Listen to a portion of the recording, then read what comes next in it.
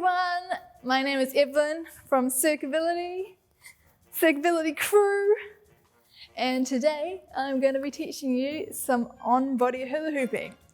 What is on-body hula hooping?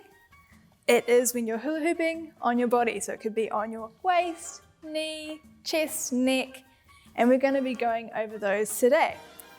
Cool, so to begin with, the very basic, the classic hula hooping thing is hula hooping on your waist.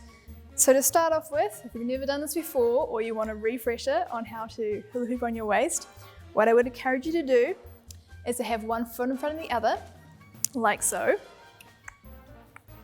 And your hula hoop is going to go flush on your back, and you're going to give it a big push across, and you're not going to move yet, just do a big push and see how it spins around a lot, and without moving it all yet, it did quite a few rotations. So that's sort of step one of getting a good spin to start off with. You can kind of think of your hand passing across your body, so you're laying your hand over your tummy. So you get that nice big spin to start off with. And then to keep it up, we're going to start moving our hips. So with our feet one in front of the other, we're moving our hips back and forth like so, and that is going to keep our hoop up, hopefully. So away we go. I'm going to do a big push across, and then I'm going to start moving my hips back and forth straight away. So you'll notice when I'm doing this that I'm just moving my hips. I'm trying to keep my chest and my head nice and still, so it's just isolated movement in my hips. Cool. And so you might be discovering that the hoop is going down. This happens quite often. So it's just totally about practice. So if your hoop falls, it's okay. You're just going to pick it up and you're going to start again until you eventually will kind of pick up the rhythm. There's no more tricks to this than just practicing.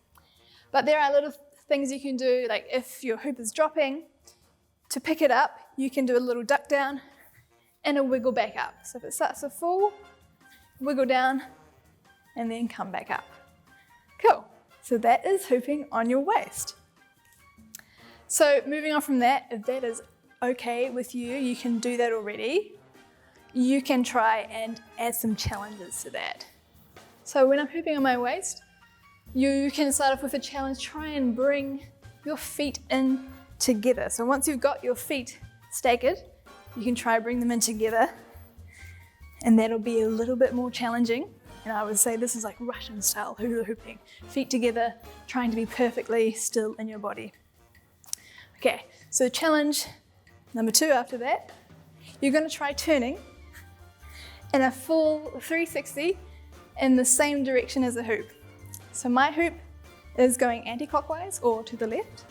I'm going to go in a full 360 circle and try and keep the hoop up. Cool. Next challenge, challenge number 3. Can you go the other direction? So I'm hula hooping to the left, and I'm going to turn to the right, all the way. Okay, so that one is a little bit more tricky, and you might have seen it. I'll do it again. You have to hoop a little bit faster in your body. So currently this is like normal speed, and when you're turning to the opposite direction, you have to speed it up a bit as you turn. Cool. So that's challenge number 1 was coming in together. Number 2, going to the same direction. Number 3, going the opposite direction. Okay, we're gonna ramp up the challenge now. Okay, this challenge number 4 is, can you go down to the ground and stand back up again?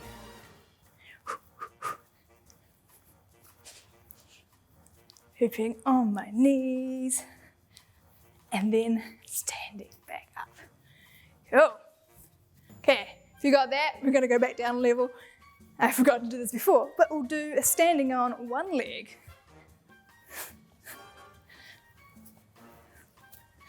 And then standing on the other leg. You can see my body starts to floop around, and that will happen to you too, I'm sure. And then maybe you can also try jumping. Maybe you even want to try a jump and a 180. And a 180 back. Cool. And then other things you can try, see how slow you can get the hula hoop going around your waist. This is as slow as I can go, so I'm really moving a lot more slowly in my hips. And then see how fast you can make it go. Bring it all the way to full speed. Cool. Okay, that is waist hooping. So after that, we're going to move on to some knee hooping. So staying on the body. So on the knees, this is what it looks like. Okay. So I'll explain how that works. So I'll just turn sideways for you. So you're going to place the hoop on the back of your thighs, and your knees are bending and straightening. And I would say that the emphasis is more on the straightening. So it's quite a pop, straighten, okay? Your heels don't need to come off the ground. It's more about straightening really quickly. Okay, so you'll start here, and just like you did with your waist, you're going to do the same on your knee, passing your hand across, making sure that your hoop goes nice and parallel to the ground, and you're going to start that back and forth motion in your knees straight away. I'll turn it to the front so you can see it this way. Okay. Your goal here is to keep it above your kneecaps the whole time. So if it goes below your kneecaps, you can just pick it up and start again. Like so. So often people, when they're hula hooping on their knees for the first time, they'll tend to look at the hoop with their whole upper body. And often when that happens, the hoop tends to just go in the direction that you're looking, which is down. So I would encourage you to, instead of looking with your body, just look with your eyes. So bring your body upright straight away, looking just with your eyes, rather than your entire upper half. And that way, hopefully the hoop will stay above your knees. Okay. So again, we can add in those challenges that we did before. Once you've got that hoop going, you can try turning the same direction as the hoop. So when I'm doing that, I'm going to keep one leg quite straight and one knee is beating, like that. And I can try the other way. It's a bit more difficult. I might go a bit slower. Cool. Nice. So that is some knee hooping for you. Good challenge. Oh, little tip. I would encourage you to wear shorts while you're hula hooping. I know I'm not wearing shorts, but you might not be able to see it. But on my hoop, I have grip tape on the inside of this hoop, so I can hoop in leggings. If your hoop doesn't have a textured surface on the inside rim, maybe try shorts. Because if you've got slippery tights or baggy pants, it'll be really, really hard to learn how to hula hoop. So pro tip, either have sort of a sticky or textured tape on the inside of your hoop, or just try hooping in shorts. Yeah, so that's knee hooping. Cool. We're going to move up the body. We're going to skip the chest for now, and we're going to come up to the neck. Okay, so this is neck hooping. Yep. Okay, for neck hooping, the key here is I like to think of myself transferring weight from my left to the right, left to the right. But when I'm hula hooping, it'll be a lot more subtle, so it's more like that. You can, of course, use your neck a little bit, and just with a bit of practice, you'll see how much you need to use your neck versus just shifting that weight. So I kind of imagine myself as a pencil that's connected to the ground, and I'm just going side to side. Cool. So the next one, if you've got a heavy hula hoop, you might get a bit of a neck massage. My hula hoops are quite light, so quite good for neck hooping. And again, you can try your challenges from this position. So I'm going to turn the same direction as the hoop, And then the opposite. Cool. And that is neck hooping. Okay, I'm gonna move on to the hardest on-body hooping, which is chest hooping. I mean, there are other on-body parts, like you can hula hoop on your nose, but we won't go there today, but we'll try just chest. I'll just put the hoop down for a moment. When you're hula hooping on your chest, let's just do a little practice run of what it's gonna look like in your body. So I'm gonna put my hands on my hips, and I'm gonna push my chest out forward. And then I'm gonna push my chest to the right, then back, then to the left, and then forward. And then I'm gonna smooth that circle out. So it's an isolation or a circle in my chest.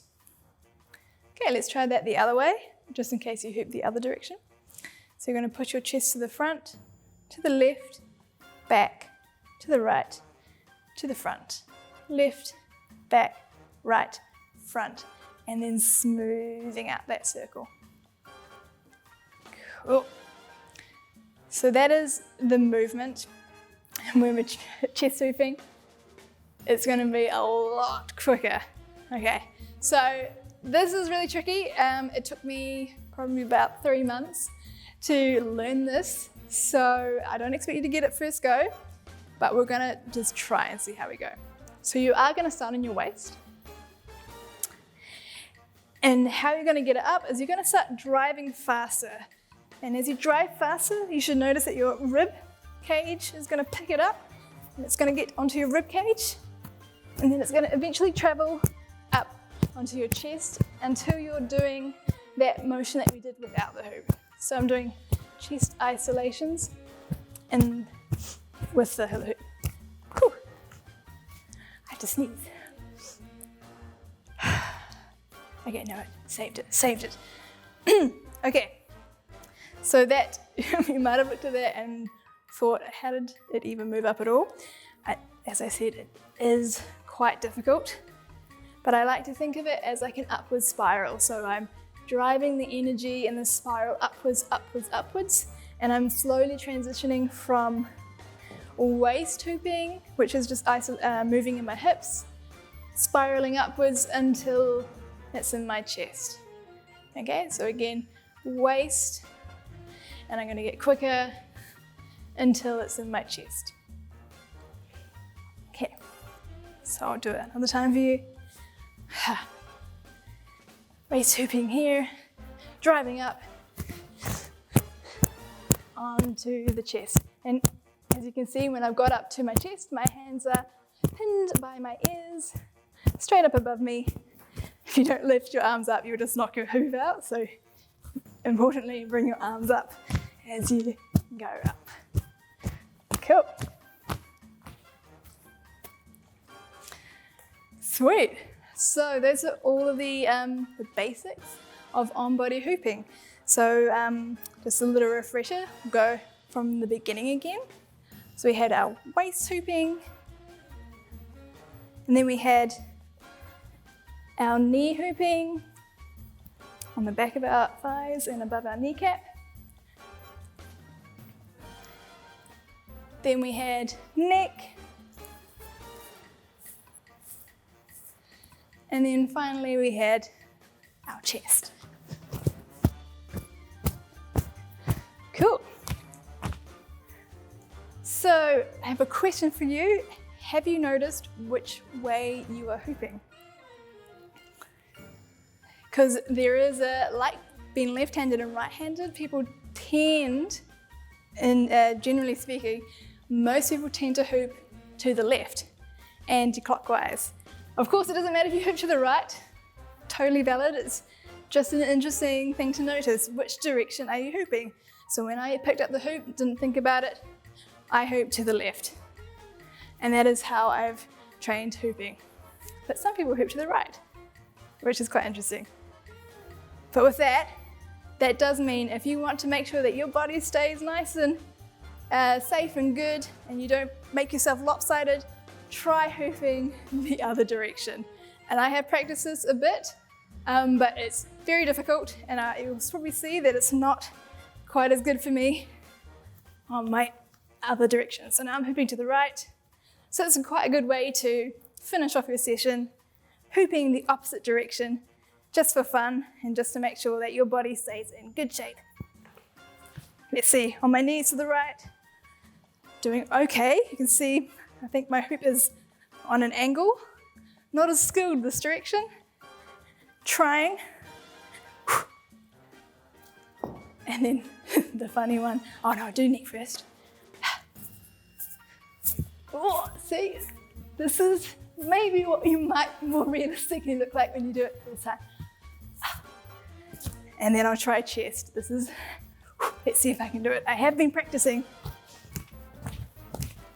Whoa, lots hard to do. Whew. Cool. So that's it, team, for on-body hooping. I hope you learned some things and enjoy. Bye.